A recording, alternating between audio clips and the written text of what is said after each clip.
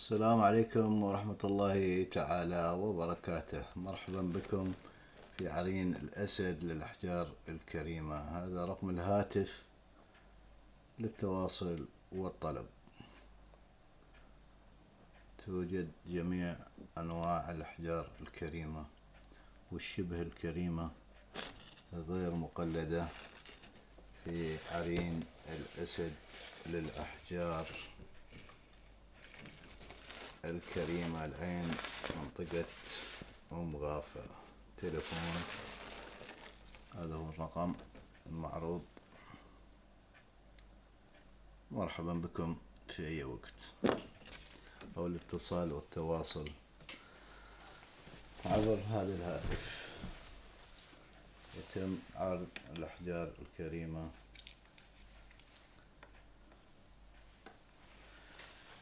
طبعا هذا هو الحجر الأسعد أو شفة العبد اليمني اليماني.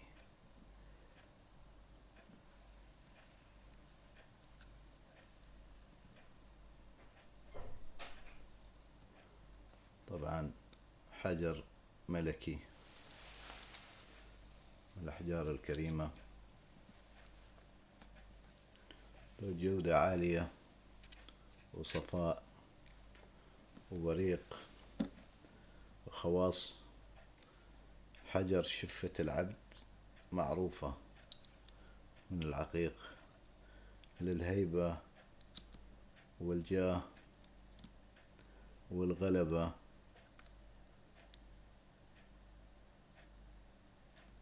وللحفظ من مردة الشياطين والصد من العين والحسد. وله خواص عدة يعني طبعا حجر مبارك، حجر كريم من الأحجار المباركة. هذا طبعا من العقيق الأسود المعتم اللي هو الحجر الملكي، ويسمى الحجر الأسعد، ويسمى بشفة العبد. لها عدة أسامي لهذا الحجر. اللي طبعا البريق اليمني يختلف من الأحجار الهندية والإفريقية والإيرانية، ونحن دائما نهتم بجودة الحجر ونوعيته. وهذا هم بعد، هذا طبعا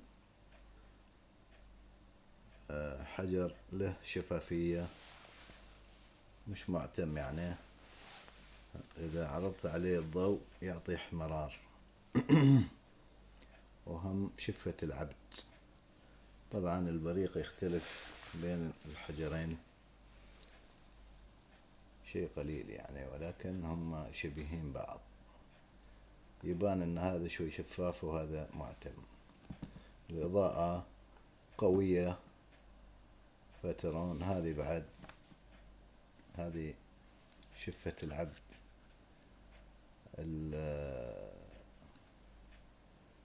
الشفاف مثل هذا الحجر. يختلف خواص واحد، ولكن بعض الناس ترغب. طبعا هو الملكي أغلى سعرا، وشفة العبد الثانية طبعا مثل هاي الشفة، يعني من الخواتم الروعة. هذه أنواع شفة العبد أو الحجر الملكي الأسود. لو سلطنا الضوء عليه بعضه شفاف وبعضه معتم. هذا الحجر معتم، يعني لا يخترقه الضوء لا يخترق هذا الحجر، معتم. هذا الملكي ويمني يماني، مضمون أنه يمني درجة أولى.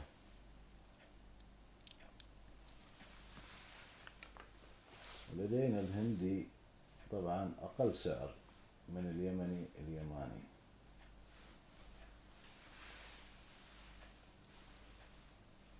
طبعا هذا العقيق البقري هو أطرافه أبيض،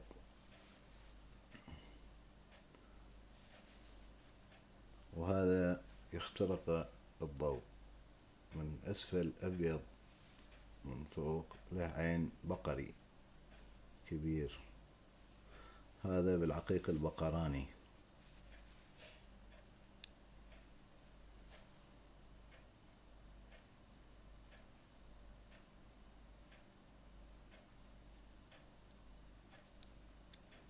والعقيق البقراني طبعا هذا يعتبر من أنواع الجزع، والجزع بعد ينفي الخوف والجزع عن صاحبه، ويصد عنه مردة وكيد الشياطين والسحرة والعين بإذن الله سبحانه وتعالى. وهذا الطحلبي الأبيض، هذا حجر المحبة، المحبة العامة.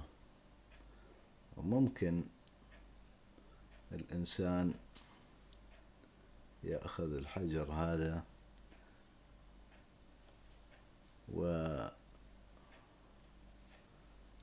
للمحبة الخاصة،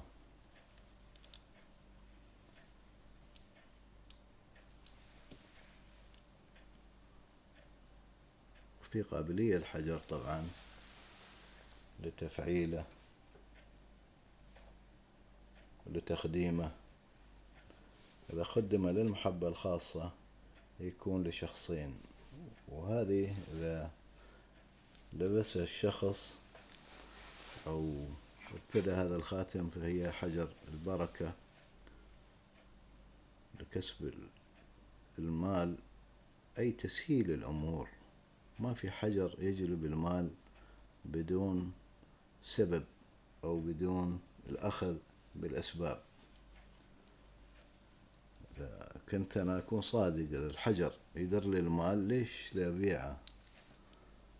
فبحطه ويدر لي الأموال، فما أبيعه لأنه مكسب لي أنا.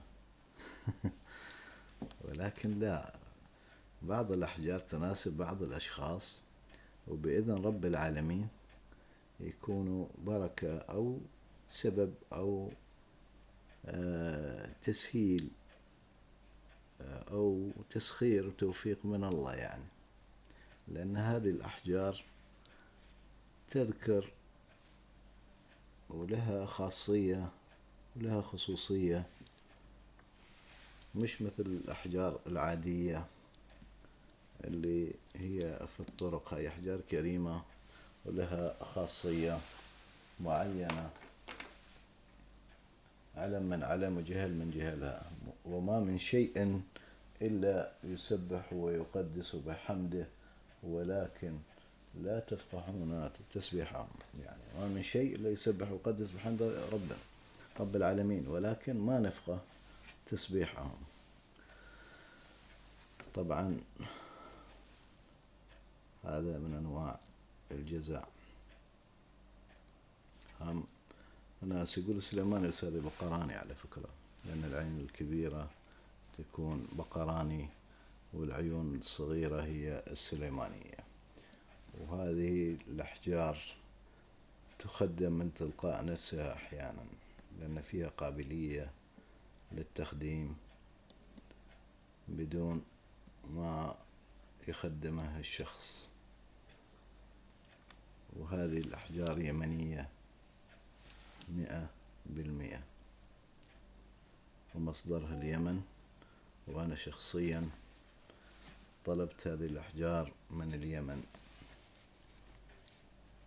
أما النوع الهندي موجود وأرخص في الأسواق، يمكن ب100 أو 150 أو 120 أو 200 درهم يباع الهندي، فعندي أنا ب50 درهم فقط. أما اليماني لا، يختلف حسب الصياغة ونوع الفضة ونوعية وجودة الحجر. فيختلف الأسعار. ولكن في شهر رمضان نحن طبعا عندنا تخفيضات، وهاي طبعا يعتبر من أحجار حجر القمر، أو بعض الناس يسمونها بالدر. هذا لا، طبعا هذا عقيق، والدر يختلف، يشبه الدر ولكن هذا عقيق مزعفر يمني، والمزعفر دائما يمني. والزعفرة هاي مش بالليزر، لأن بالليزر يكون واضح سطحي، وهي الأحجار طبيعية 100%، ومضمونة طبعا من عرين الأسد بأنها أحجار عقيق يمني يماني درجة أولى، وأنواع مختلفة. طبعا الألوان تختلف في العقيق بين نوع ونوع آخر من أنواع العقيق. وأيضا شفة العبد، العقيق الأسود الملكي.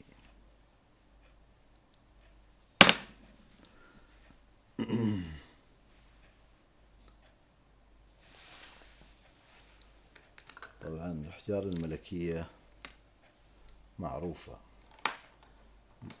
بلونها وجماليتها، وهي طبعا بصياغة بعض الناس ما تحب الزغرفة، فهذه جاية رجالية بحت وصياغة ملكية حلوة.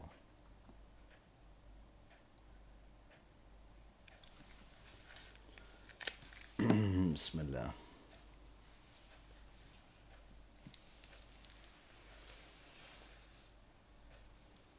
طبعا هذا الخاتم ممكن في هذا الصبع أو بالأصبع هذا. طبعا هذا اليشم اليماني، نوع من العقيق. اليشم معروف أن لتهدئة النفس، إذا كان شخص عصبي طبعه حامي، فهذا يهدئه، يعطيه الهدوء والسكينة والراحة النفسية. وهذا حجر سترين، حجر المال، حجر التجار. هذا السترين طبعا على الفحص بالجهاز وبالصلابة وبجميع أنواع الفحص للتأكيد من أنه حجر طبيعي وغير مقلد. وعندنا الأجهزة اللي ممكن نفحص هل هو زجاج مصبوغ أم فعلا حجر سترين، وهم الصلابة، فحص الصلابة، فكل هذه موجودة يعني. وطبعا هذا عقيق مزعفر يماني معروف. وهذا طبعا الجزع،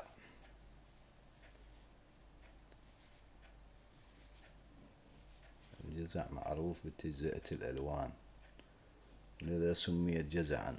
فبعض الناس تقول الجزع سمي جزعا لأنه ينفي الخوف عن الشخص، عن مرتديه، لا يجزع. وهذا أيضا من الأحجار الطحلبية، الأبيض الطحلبي.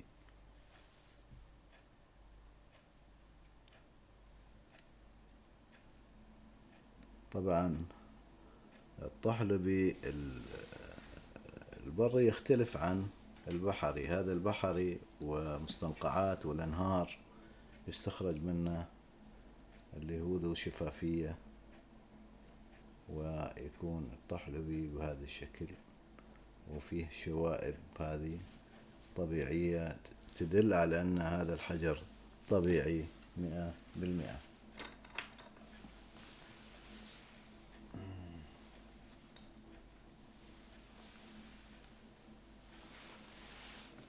وهذا المرجان التونسي. طبعا غير مصبوغ. المصبوغ لونه يكون أدكن وأجمل، وسعره يكون أغلى، لأنه يتم صباغته وتلميعه فيرتفع السعر. وأما هذا طبيعي، وفي ألوان، في من اللون الأبيض، في اللون الأفتح، وفي نفس اللون، وفي اللون الأحمر الداكن المصبوغ. أنواع عديدة. مثلا هذا بعد قريب من هذا اللون وطبيعي. طبعا هذا أدكن من هذا اللون بدرجة أدكن. وفي أدكن هذاك مصبوغ، هذا لا، هذا من الطبيعي.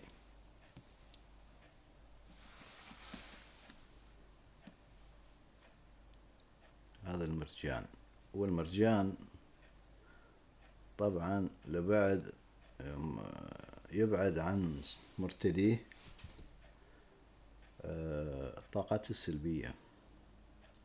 مثلا إذا شخص عنده مشاكل في المنزل وفي العمل، فهذا عامل مساعد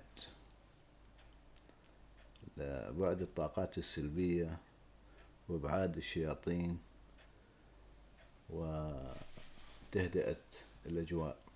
ويعلق في المنزل اللي فيه دائما مشاكل أو يرتديه بيده الشخص.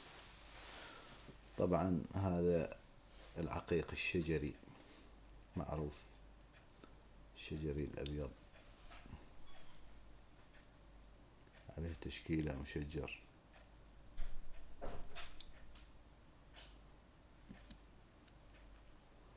هذا من أنواع العقيق الشجري.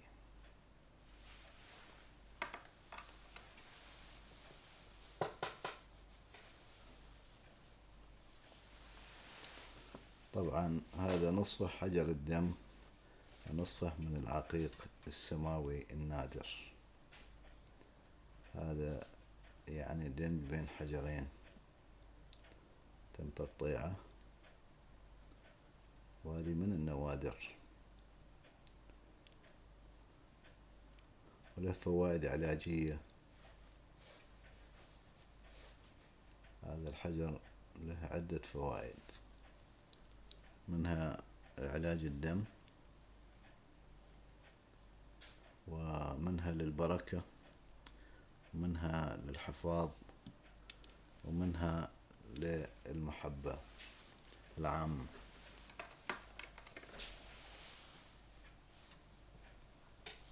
وكذلك الأبيض المزعفر.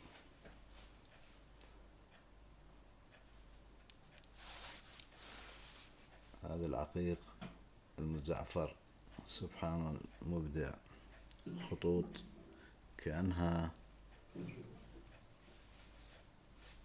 رسوم أو تخطيط من فعل الإنسان، فلا، هذا من الطبيعة وداخل الحجر. وأيضا الزعفر معروف أنه حجر يمني.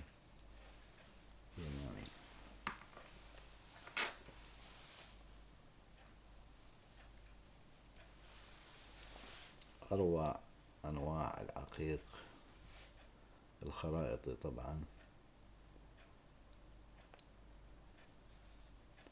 هذه تعتبر من الأحجار ذو فائدة جمة لصاحبه،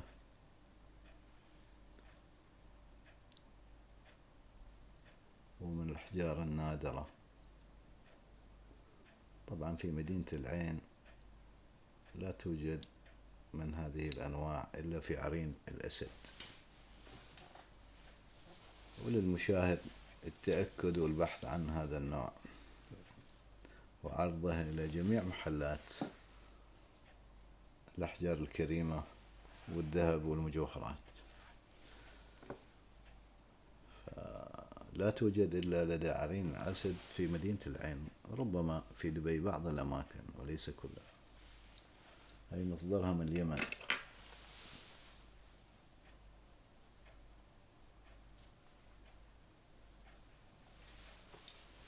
وأيضا هذا الحجر اليمني اليماني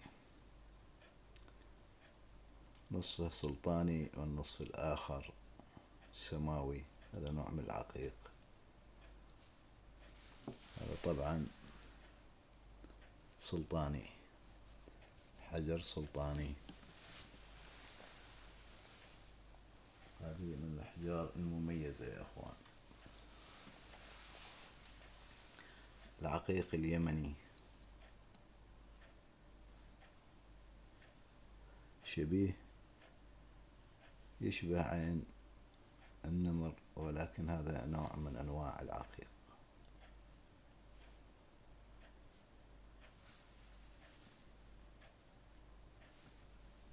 طبعا نفس الألوان اللي فوق، ولكن معتم وغير واضح ربما تكون. هذه كلها من النوادر، من أروع أنواع العقيق اليمني.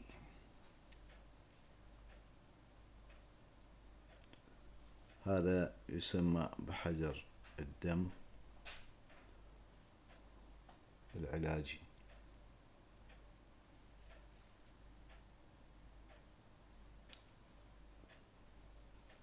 وله خواص أخرى.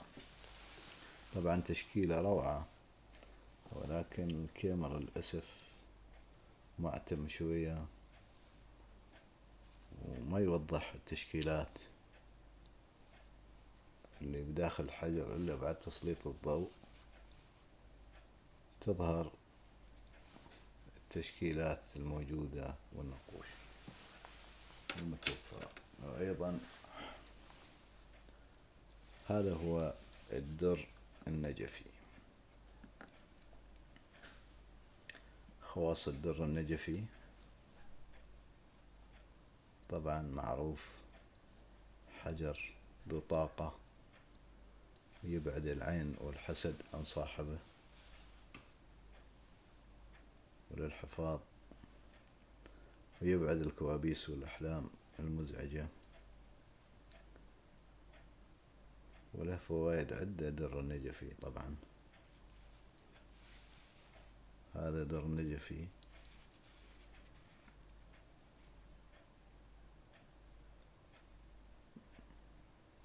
ذو طاقة، وطبعا مفحوص، وتم التأكيد بأنه حجر طبيعي 100% بعد إجراء الفحص والمعاينة والصلابة وطاقة الحجر، تبين بأنه حجر طبيعي 100%. وفي شبيهة لهذا الحجر، هي تكون أنواع من الزجاج أو الكريستال وغيره، تباع على أنها در.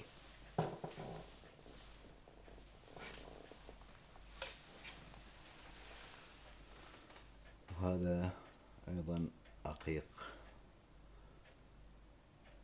طحلبي، وتشكيلة روعة، وبداخله اسم الجلالة، أي تشكيلة اسم الله ومحمد، غير واضحة طبعا، ولكن بعد تسليط الضوء يبين، يكون أوضح.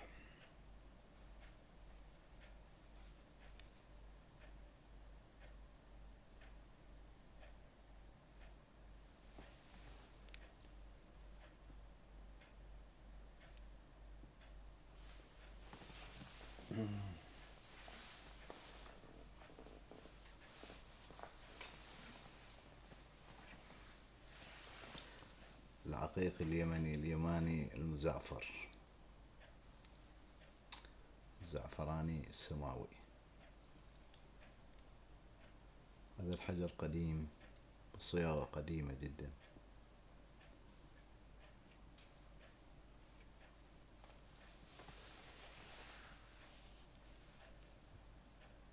أي من الأحجار الشفافة.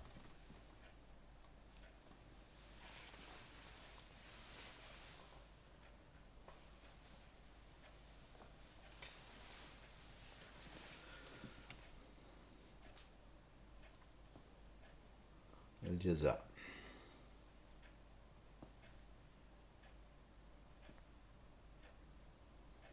أقوى أحجار العقيق هي الجزع، صياغة تركية ولكن حجر يمني.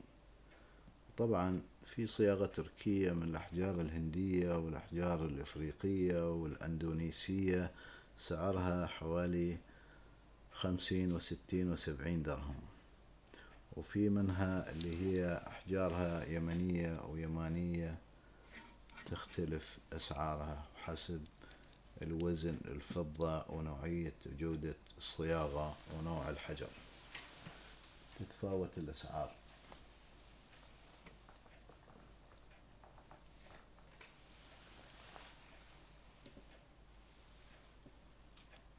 عقيق قديم يمني يماني. هاي الأحجار روحانية ومخدمة، بطاقة عالية، منها الداودي ومنها السليماني.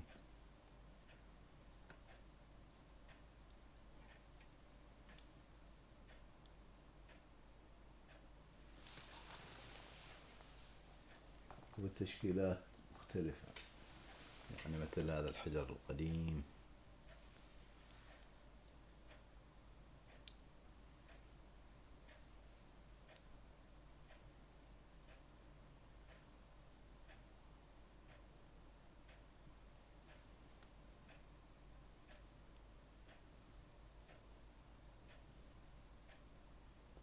هذه من التحف النادرة.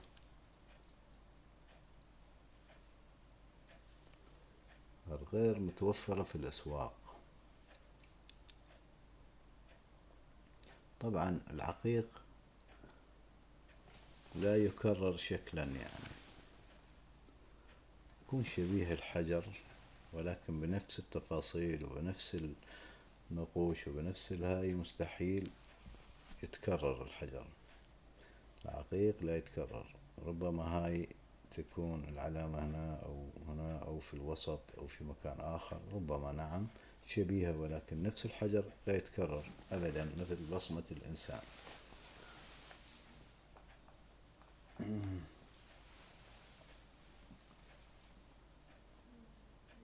الهبهاب،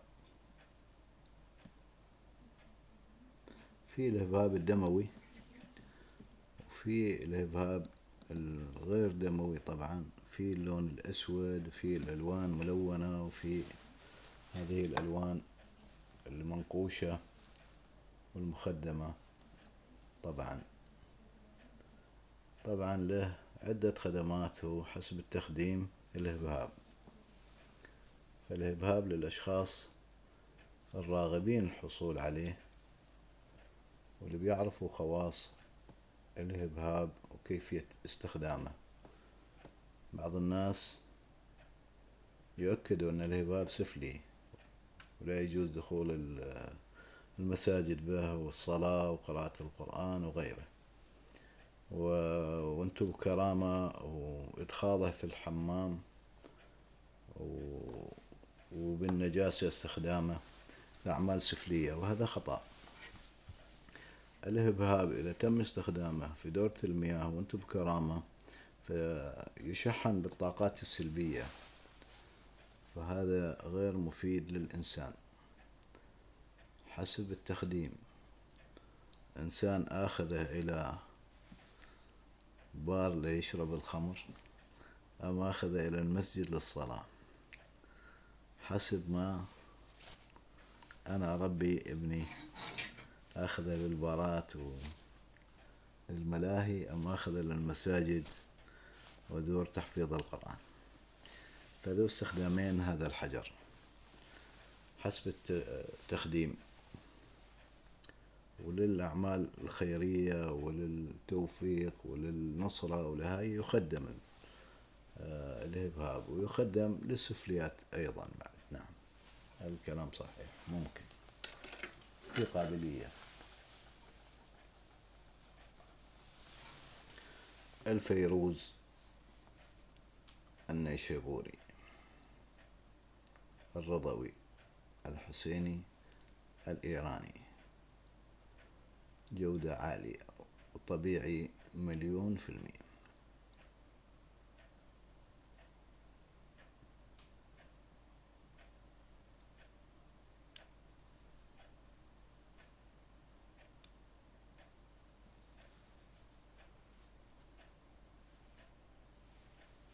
طبعا هذا من الشجري أو مشجر وله تشكيلات.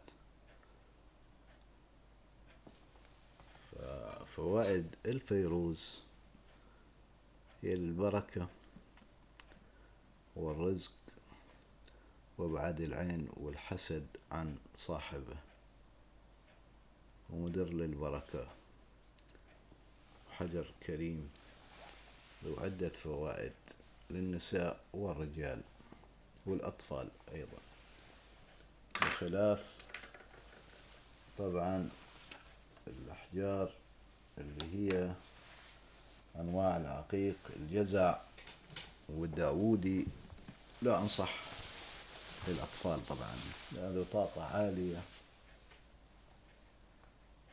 روحانية عالية، لا يتحملها الطفل. طبعا حجر النجمي هذا طبعا، لا بريق النجمة خفيفة جدا في الإضاءة، يكون هاي النجمة الصغيرة له طاقة حجر النجمة. وفي ألوان عدة، في الأحمر وفي الأسود وفي البني، في أنواع. العقيق الكبدي اليمني،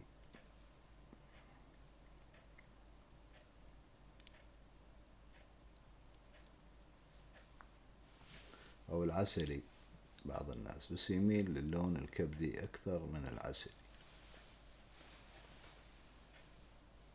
قريب من لون الطاولة ممكن. أيوة.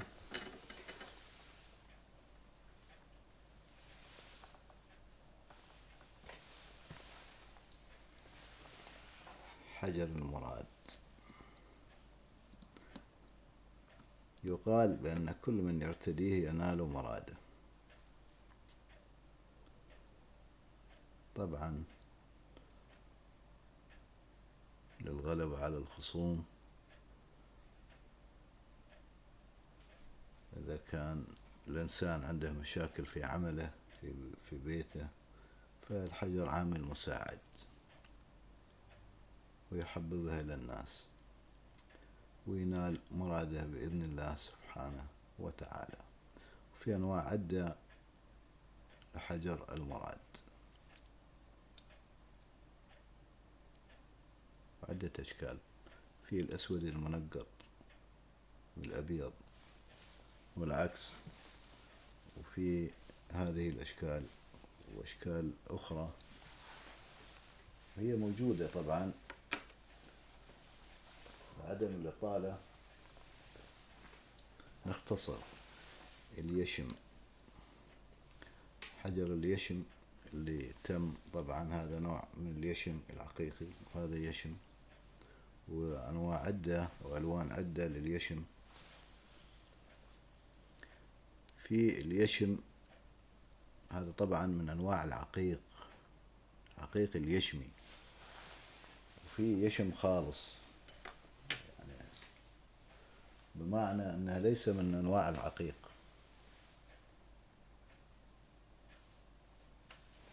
طبعا الموزنايت بطاقة الألماس، 3 أحجار من الموزنايت. هذا موزنايت يميل للون الزيتوني، موزونايت الأبيض اللي كالألماس لمعته وطاقته نفس طاقة الألماس وصلابته قريب من الألماس بحيث أنه يقطع الزجاج والألماس يقطع الزجاج. حجر قوي ذو طاقة عالية. هذا يشحن الجسم بالطاقة، الطاقات الإيجابية والقوة والصلابة. ومرتديه دائما يكون يعني قوي الذاكرة، شديد الرأي، ذو عزيمة، ذو نشاط عالي.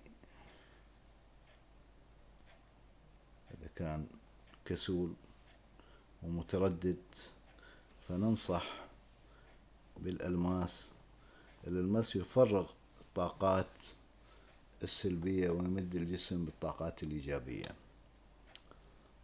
وموزونايت نفس الشيء تقريبا، يعني طاقته عالية جدا.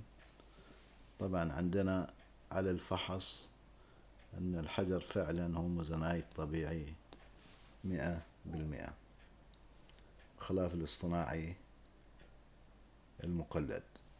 نحن ممكن على الفحص الأحجار كلها بعد فحصها ممكن الشخص ياخذ الحجر من عندنا بعد ما يتأكد بأنه حجر طبيعي 100% وذو طاقة عالية 100%. طبعا في عندنا أحجار في خواتم بأشكال عدة، هذا الشكل، وفي أشكال فقط حبة واحدة يعني حاطين حبة واللونين، وفي لون واحد فقط هو الأبيض موجود، وفي بعد بالصياغة ألمانية روعة.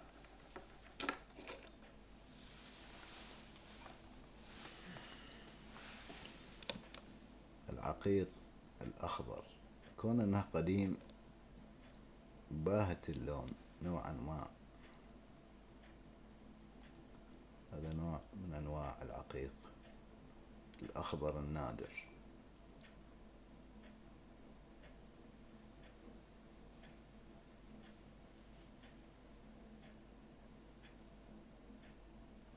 له تشكيلة عين خفيفة لا يرى إلا بعد تدقيق.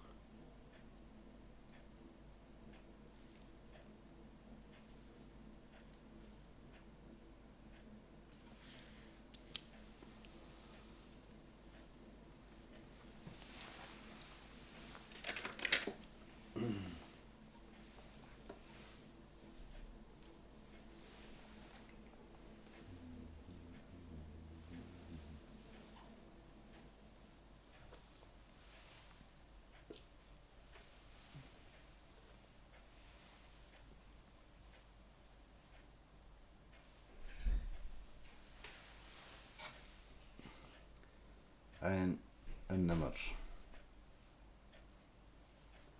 العقيق الأسود اليمني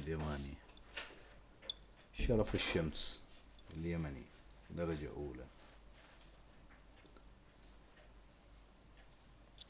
موزونايت درجة ثانية، هذيك درجة أولى، هي طبعا بشوائب ذو طاقة عالية أيضا. فتختلف أنواع الأحجار. في بعض الناس تعتقد أن هذا در النجف، لا يختلف در النجف عن الموزونايت والكريستال والكوارتز، يختلف. هذا موزونايت وشوائب. وهذا شرف الشمس اليمني وليس الإيراني. الإيراني لون الصفار يكون أكثر، واليمني دائما يكون صفاره قليل بهذا الشكل. حجر اليمني شرف الشمس وصياغة رجالية حلوة جدا جدا جدا حلوة. وهذه حتى لا نطيل عليكم ونطول بالفيديو ونكتفي بهذا القدر يا أخوان. وبإمكانكم التواصل عبر الرقم اللي تم عرضه عليكم. ومرحبا بكم، والسلام عليكم ورحمة الله تعالى وبركاته. طبعا توجد لدينا الأحجار والمحابس والخواتم كما يسموها الأخوان، وقلادات والأحجار الخام طبعا موجودة طبعا عندنا من نيازك وغيرها، والسلطانية. طبعا هاي أنواع الكريستال المعروفة، الكريستال بعد، واللؤلؤ والمرجان موجود.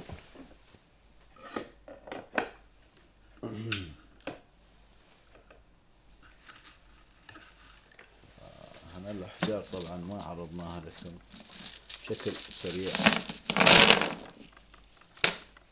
بشكل سريع يا أخوان، السماحة على الإطالة. قلنا حجر المراد أنواع هنا موجودة أيضا من أحجار المراد.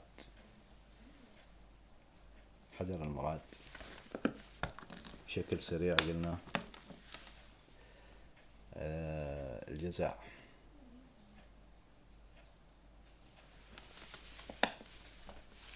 طبعا هذا البحري النادر.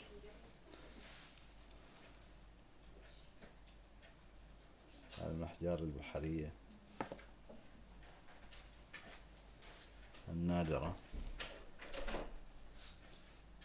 جدا، والناس طبعا تدور هاي النوع من الأحجار لفوائدها الجمة.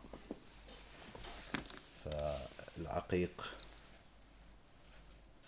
اليمني الروعة هذه طبعا من أجود الأنواع العقيق النادرة، ذو خواص عدة لا يقدر بثمن هذا الحجر مع هذا الحجر البقراني، أسود البقراني. هذه من النوادر يا أخوان، هذا الأسود البقراني اليمني اليماني درجة أولى، هذه كلها سليماني.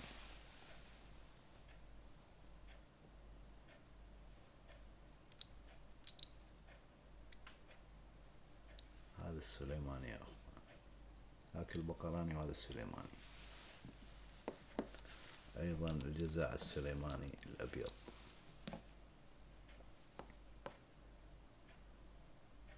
قديم جدا هذا الحجر، لذا لونه يعطي على أنه شوي باهت أو قليل واهت يعني مثل ما يقولون. وأيضا الجزع،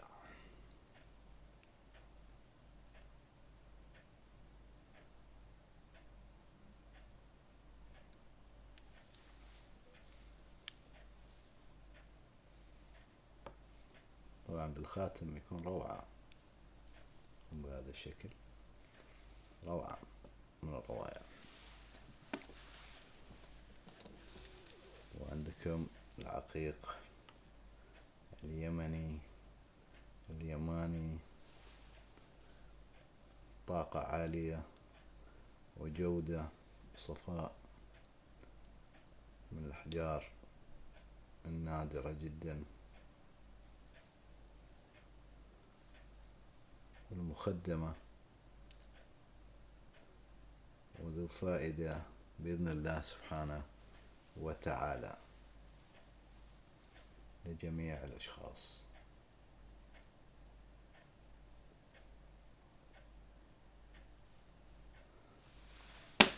أحجار طبيعية 100%.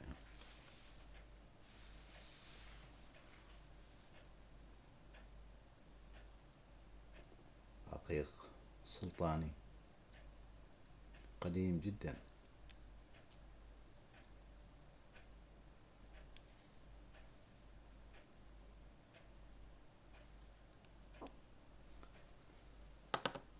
الأحجار القديمة.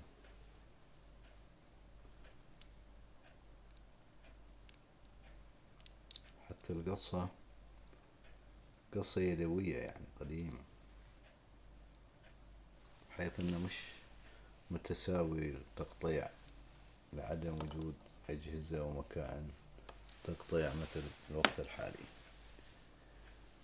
طبعا الجزع، أنواع الجزع عدة، حتى لا نطيل باختصار.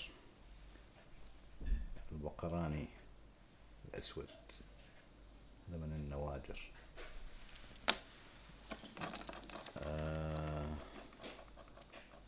فراشة المصورة، الأحجار العقيقة المصورة، فراشة.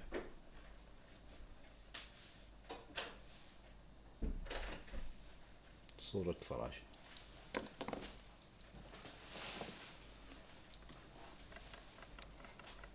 أو البقراني الروعة، هذه من النوادر يا أخوان، من النوادر جدا يعني التشكيلات هذه. بعد تسليط الضوء جزع يماني روعة من الروائع.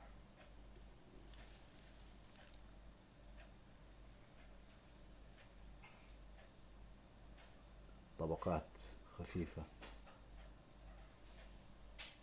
يمكن لا ترى بالعين المجردة.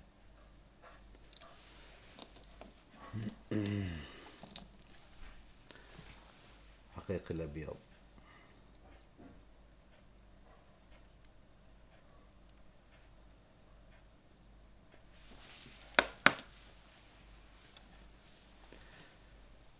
أيضا جزع.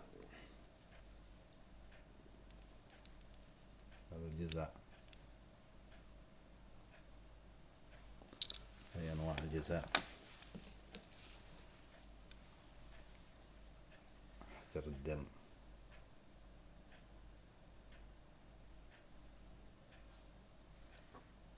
ولمعة وبريق. حجر الدم.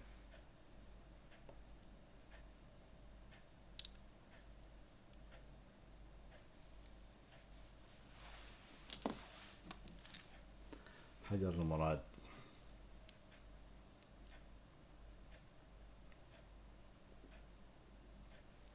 قلنا من يرتديه ينال مراده بإذن الله سبحانه وتعالى. حجر المراد.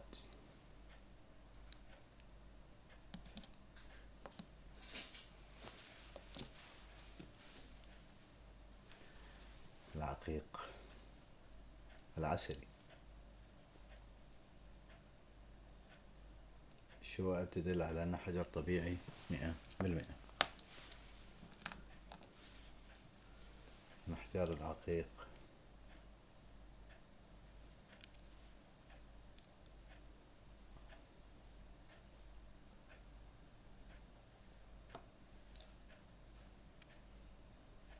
يعتبر داودي. بعض الناس يعتقدوا أنه سلطاني، هذا من الداودية، أحجار الداودية. الطحلبي نادر. صورة إنسان،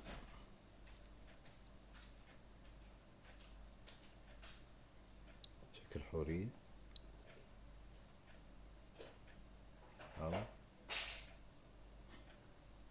كائن، سبحان الله.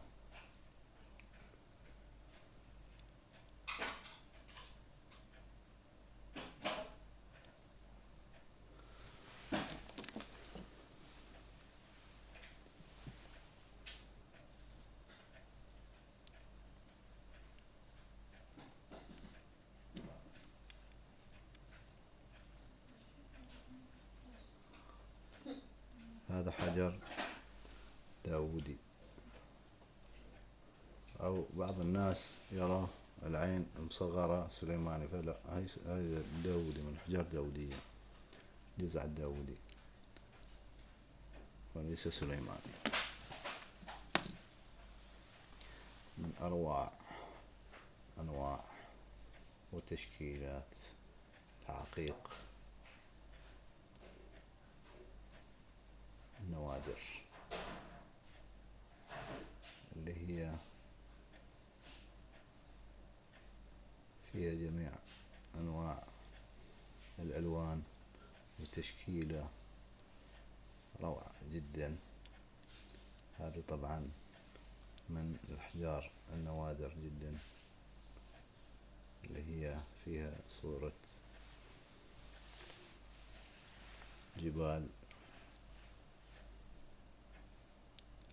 تضاريس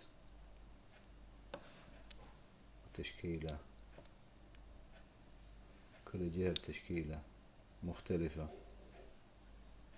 والحجر يعتبر حجر نادر عنده تشكيلة عجيبة يعني.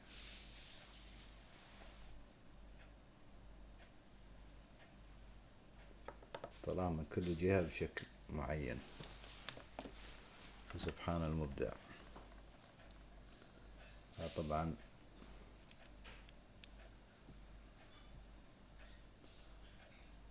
نوع من الأحجار الجزع.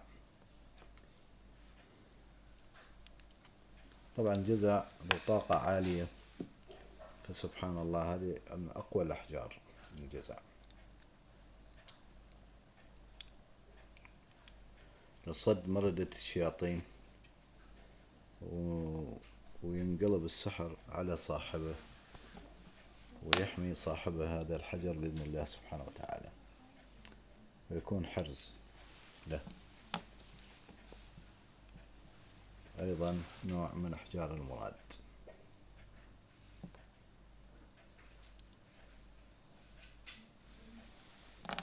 قلنا أحجار المراد عدة ألوان.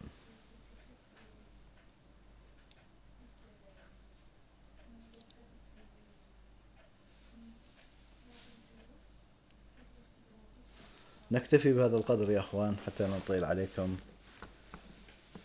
هذا والسلام عليكم ورحمة الله تعالى وبركاته. مرحبا بكم في عرين الأسد، والاتصال والتواصل والاستفسار عبر الرقم اللي تم عرضه أول الفيديو. هذا وبالله التوفيق، وحياكم الله. السلام عليكم ورحمة الله تعالى وبركاته.